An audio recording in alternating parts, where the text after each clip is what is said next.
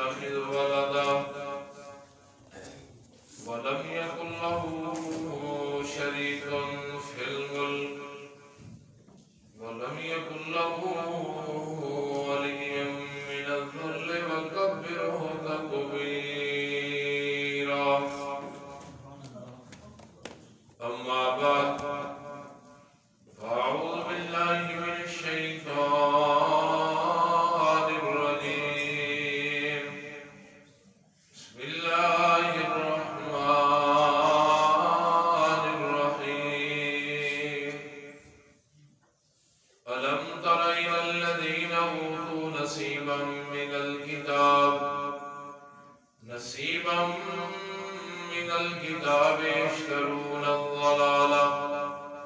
يشترون الضلالة ويريدون أن تضلوا السبيل. ألم ترى کیا تو نے نہیں دیکھا ان لوگوں کی طرف اوتو نصیبا من الکتاب جو دیے گئے کتاب سے ایک حصہ یشترون الضلالۃ خرید لیا انہوں نے گمراہی کو وَيُرِيدُونَ اور چاہتے ہیں أَن تَضِلُّوا السَّبِيلَ کہ تم بھی گمراہ ہو جاؤ سیدھے راستے سے. اللہ کریم نے ہر انسان کے دل کے اندر اس بات کو رکھ دیا ہے کہ ہر انسان یہ چاہتا ہے کہ میرے معاشرے کے اندر قدر ہو. بے قدری بے منزلت والی زندگی کوئی انسان بسر کرنے کے لیے تیار نہیں ہے. چھوٹا ہے قدر کا متلاشی ہے، بڑا ہے قدر و منزلت کا متلاشی ہے، امیر ہے غریب ہے، اپنا ہے بیگانہ، چھوٹا ہے بڑا. ہر انسان یہ چاہتا ہے کہ معاشرے کے اندر میری قدر ہو. اور مومن انسان کے دل کے اندر یہ تمنا ہوتی ہے کہ معاشرے کے اندر بھی قدر ہو، لیکن کم از کم کل قیامت والے دن اللہ کے دربار کے اندر میری قدر و منزلت ہو. مومن کا نقطہ نظر سوچ آخرت پہ ہوتی ہے کہ کل قیامت والے دن کہیں میں ذلیل نہ ہو جاؤں، ذلت سے بچ جاؤں. میدان قیامت والے دن میری قدر و منزلت ہو. قرآن اس بات میں اوپر بھائیوں گواہ ہے قیامت والے دن صرف انہی لوگوں نے ذلیل ہونا ہے جنہوں نے اللہ کی نازل کردہ کتابوں کی قدر نہیں کی یا اللہ کے بھیجے ہوئے رسولوں کی قدر نہیں کی، جنہوں نے اللہ کی نازل کردہ کتابوں کی ناقدری کی ہے، اللہ کے بھیجے ہوئے رسولوں کی ناقدری کی ہے. یہ بات کنفرم ہے کہ قیامت والے دن کبھی بھی وہ قدر و منزلت نہیں حاصل کر سکتا، ذلیل ہوں گے اللہ کے دربار کے بعد. قرآن مقدس اور حدیث مصطفیٰ اس بات کے اوپر گواہ ہے، اور اللہ نے بھی قرآن مقدس کے اندر کئی مقامات میں اس مسئلے کو ذکر کیا ہے.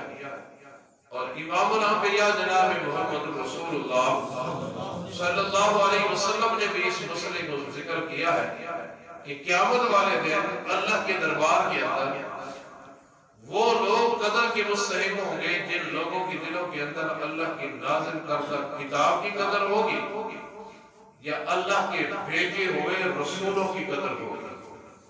اور اللہ کے دربار کے اندر قیامت والے دن ذلیل خوار وہی لوگ ہوں گے جنہوں نے 80 سال زندگی بسر کی، 70 سال زندگی بسر کی، لیکن اللہ کی نازل کردہ کتاب کی قدر بھی نہ کر سکے اور اللہ کے بھیجے ہوئے رسول کی بھی قدر نہ کر سکے. یہود کئی لوگوں کے اوپر پتھروں کی بارش ہوئی، کئی بندر بنا دیے گئے. رات کو سوئے تھے تو انسان تھے، صبح اٹھے تو بندر بنا دیے گئے.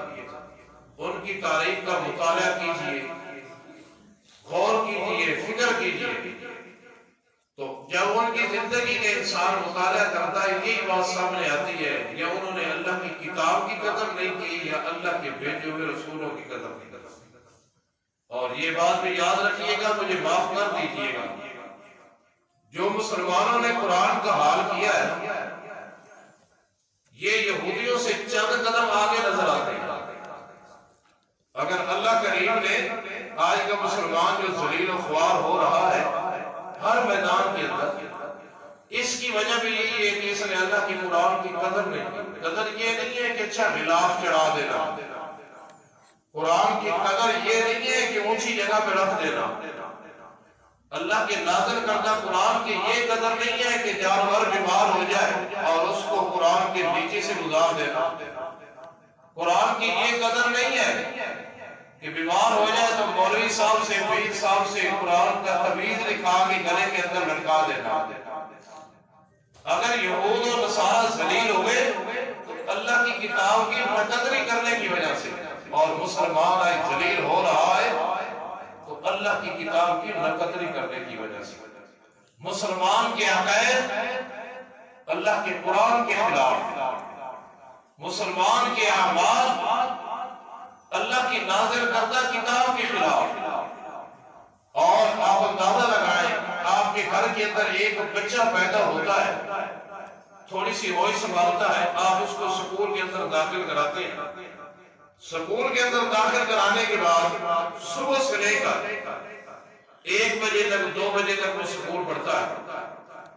اب سکول کو آپ نے کتنا ٹائم دیا ہے، اور جو اللہ نے کتاب نازل کی تھی اور محمد رسول اللہ صلی اللہ علیہ وسلم کی سینہ عدل پہ نازل کی تھی، اس کو کتنا ٹائم دیا ہے؟ صبح سے لے کر 2 بجے تک سکول کو ٹائم دیا ہے، لباس خاص، جوتا خاص، اور اس کی ہر ضرورت پوری کرنی ہے، اور سوال ہی نہیں پیدا ہو سکتا کہ بچہ سکول کے ٹائم سے دیر ہو جائے۔ اور اللہ کے قرآن کو کتنا ٹائم دیا ہے؟ پوچھو نا، کتنی تعلیم ہے، جی بی اے پاس ہے، نماز آتی ہے، نہیں جی نماز تو نہیں آتی پر بی اے پاس ہے۔ اب لباس بھی خاص، ٹائم بھی خاص، ظلم اور ستم کی یہ بات ہے کہ 2 بجے کے بعد جو ٹائم بچا ہے وہ ٹیوشن کے نام پہ ہم نے کر دیا۔ کیسی ہماری عقل پہ پردہ ڈالا گیا کہ صبح سے لے کر 2 بجے تک کچھ نہیں وہ پڑھ سکتا، 2 گھنٹے ٹیوشن کے اندر اس نے پڑھنا۔ اور قرآن کو کتنا ٹائم دیا جو اللہ نے نازل کیا تھا؟ یہودی تو لعنتی بن گئے، وہ تو لعنت کے مستحق ہو گئے، لیکن ہم نے سوچنا ہے کہ ہم نے قرآن کی قدر کیا کی، اور خدا نہ خاصہ سبق سنتے ہوئے حافظ یا قاری کو لیٹ ہو جائے اور کوہرام بچ جاتا ہے پورے گاؤں کے اندر۔ ایک دن میں نے جان بوجھ کے فیصل آباد کے اندر چھٹی دیر سے کی، جب چھٹی دیر سے کی پورا کا پورا گاؤں گلیوں کے اندر پھر رہا تھا، ہمارے بچے سکول سے دیر ہو گئی، ہمارے بچوں کو دیر ہو گئی۔ میں نے کہا شرم نہیں آتی؟ قیامت والے دن اگر اللہ نے اسی بات کو پوچھ لیا تو کون سا موت دکھاؤ گے اللہ کے دربار میں؟ اور یہ ہے بچوں کا حال، بڑوں کا حال دیکھو۔ نماز جمعہ ہوتا ہے کہاں تک تعداد ہوتی ہے؟ ٹوٹیاں تک، اور آپ کتنے بیٹھے ہیں؟ میں درس بند کر دوں نا تو ہر ساتھی کو یہ شکوہ ہوتا ہے کہ درس نہیں ہو رہا۔ اور یہ بات یاد رکھنا، اگر آپ نے یہ یاد رکھا تو سورۃ النساء کے بعد میں نے درس بند کر دیا۔ ہماری تعداد جو ہے کہ وہ ٹوٹیوں تک، اور درس قرآن کے اندر شکوہ تو یہ تھا نا کہ ٹائم زیادہ لگتا ہے، ٹائم کی پابندی کی گئی، ہر لحاظ کی پابندی کی گئی، لیکن پھر بھی فرصت نہیں ملی۔ اگر بچوں کا ہمارا یہ حال ہے تو بڑوں نے کیا قرآن کی قدر کی ہے؟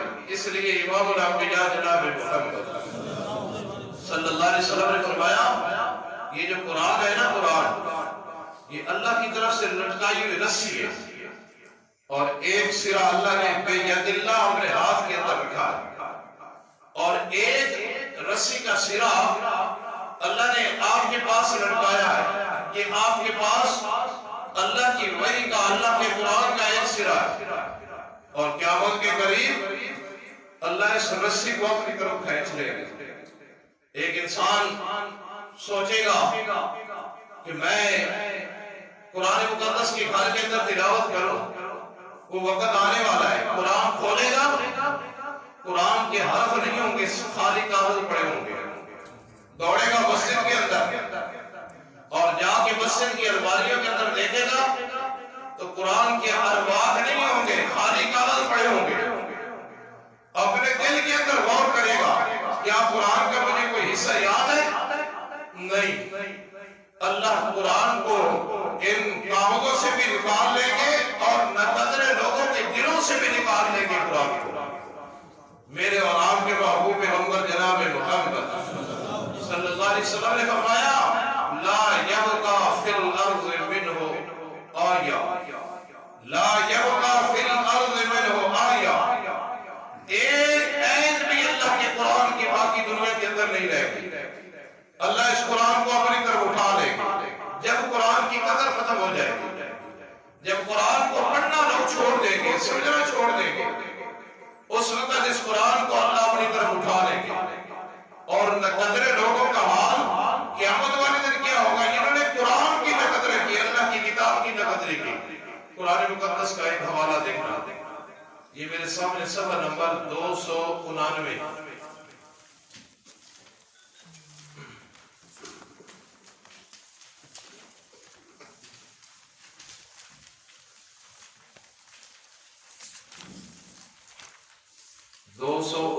کی آخری آیت 289.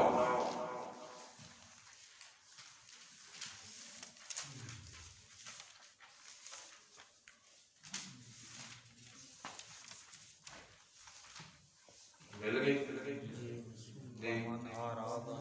جی. اللہ اعلان فرماتے ہیں قیامت کا منظر ہے. اللہ فرماتے ہیں وَمَنْ أَعْرَضَ عَنْ ذِكْرِي، اور جس بندے نے بھی میرے قرآن سے اعراض کیا، میرے ذکر سے اعراض کیا. ذکر سے مراد قرآن. کیسے؟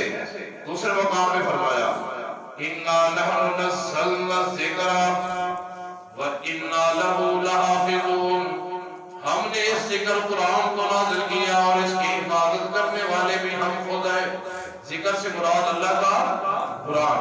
فرمایا وَمَنْ أَعْرَضَ عَنْ ذِكْرِي، اور جس بندے نے اعراض کیا عن ذکری، میرے قرآن سے. نماز کے اندر کتنے تھے، درس کے اندر کتنے بیٹھے، اور مجھے تعجب ہوتا ہے کہ کھانے پینے کے لیے سامان بھیج دیتے ہیں اور خود تشریف نہیں لاتے، اور کھانے والے کہتے ہیں میں صدقہ کھلایا جا رہا ہے، اللہ کے نام پہ بھی کھلایا جا رہا ہے. خرید کرنے والوں پہ بھی قربان جاؤ اور کھانے والوں پہ بھی قربان جاؤ. اللہ کے نام کا نہیں کھانا اور باپی کے نام کا کھانا.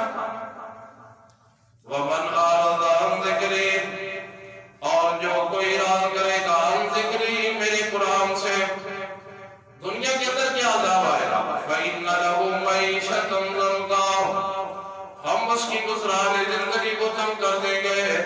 پہلا طریقہ، رزق نہیں ملے گا، صبح کو کھانے کے لیے ملے گا، شام کو نہیں ہوگا، رزق کم ہو جائے گا.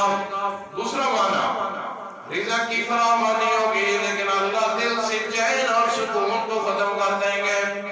وَمَنْ أَعْرَضَ عَنْ ذِكْرِي، جو بندہ بھی اعراض کرے گا میرے ذکر سے، فَإِنَّ لَهُ مَعِيشَةً ضَنْكًا، ہم اس کی دنیا کو تنگ کر دیں گے، اس کی معیشت کو تنگ کر دیں گے. یا تو کھانے کے لیے کچھ نہیں ملے گا، یا ملے گا تو سب کوئی لیکن دل کے اندر چین اور سکون نہیں ہوگا. گولیاں کھاتا پھرتا ہوگا سونے کے لیے، چین کے لیے، سکون کے لیے، ڈپریشن کے لیے دوائی کھاتا پھرتا ہوگا. فَإِنَّ لَهُ مَعِيشَةً ضَنْكًا، جو میری کتاب، میرے قرآن، میرے ذکر سے منہ موڑے گا، اعراض کرے گا. یہ اعراض نہیں ہے کہ شام کی نماز جماعت کے ساتھ پڑھنا اور درس سننے کے بغیر چلا جانا، جمعہ کے لیے آ جانا اور درس کے لیے ٹائم نہ دینا، یہ اعراض نہیں ہے. وَمَنْ أَعْرَضَ عَنْ ذِكْرِي، جو کوئی بندہ اعراض کرے گا عن ذِكْرِي، میرے قرآن سے، فَإِنَّ لَهُ مَعِيشَةً ضَنْكًا، ہم اس کی دنیا کی زندگی کو، معیشت کو تنگ کر دیں گے. اور جب قیامت کا منظر ہوگا وَنَحْشُرُهُ يَوْمَ الْقِيَامَةِ أَعْمَىٰ، یہ قیامت والے دن اٹھے گا تو اپنی آنکھوں سے نہ بینا ہوگا، اس کی بینائی کو اللہ ختم کر دیں گے. یہ دنیا کے اندر تو دیکھتا تھا لیکن قیامت والے دن اللہ کے دربار کے اندر اٹھائے تو یہ نہ بینا ہے، آنکھوں سے نہ بینا ہے. اور آگے سے سوال کرے گا قَالَ رَبِّ لِمَا حَشَرْتَنِي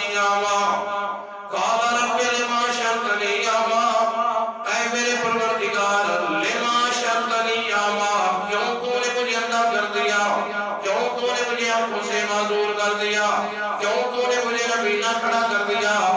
اللہ اللہ وَقَدْ كُنْتُ بَصِيرًا, حالانکہ دنیا کے اندر تمہیں دیکھا کرتا تھا, میری کبھی نظر خراب بھی نہیں ہوئی تھی, بڑی بڑی آنکھیں تھی, کبھی نظر خراب بھی نہیں ہوئی تھی. وَقَدْ كُنْتُ بَصِيرًا, اور میں دیکھا کرتا تھا دنیا کے اندر.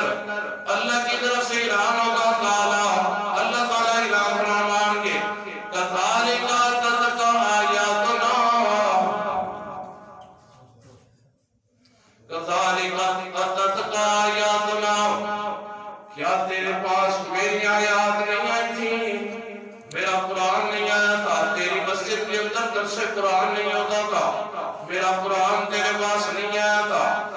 قَالَ كَذَلِكَ أَتَتْكَ آيَاتُنَا, کیا میری آیات تیرے پاس آئی نہیں تھی. فَنَسِيتَهَا, تو میرے آیات کو بھول چکا, میرے قرآن کو بھول چکا. تیری الماریوں کے اندر تو موجود تھا, لیکن تجھے پڑھنے کے لیے فرصت نہیں ملتی تھی. تیری مسجد کے اندر درس قرآن تو ہوتا تھا, لیکن تجھے سننے کے لیے فرصت نہیں ملتی تھی. اچھا خلاف کا تم نے چڑھایا تھا, لیکن ترجمہ پڑھنے کے لیے تجھے فرصت نہیں ملتی تھی. فَنَسِيتَهَا, تم میرے قرآن کو بھول چکا تھا. اللہ اللہ وَكَذَلِكَ الْيَوْمَ تُنْسَىٰ, جیسے دنیا کے اندر تم میرے قرآن کو بھول چکا تھا, آج کے دن میں اللہ تجھے ایسے ہی بھول چکا ہوں. یہودی بے قدرے ہوئے تو اللہ کی کتاب کی قدر نہ کرنے کی وجہ سے. آج مسلمان ذلیل و خوار ہو رہا ہے تو اللہ کی قرآن کی قدر نہ کرنے کی وجہ سے. بھائیو خود بھی پڑھیے گا, اللہ کی قرآن کو اپنے سینے سے لگائیے گا. معاشرے کے اندر کتنے بھی فتنے آئے ہیں, سب فتنوں کا ایک ہی حل ہے کہ اللہ کی قرآن کو ترجمہ سے پڑھیے گا. انشاءاللہ اللہ فتنوں سے بھی محفوظ رکھیں گے, اور اللہ دنیا کی زندگی کے اندر سکون عطا فرمائیں گے, اور قیامت والے دن اللہ قرآن پڑھنے والے کو نور عطا فرمائیں گے. اللہ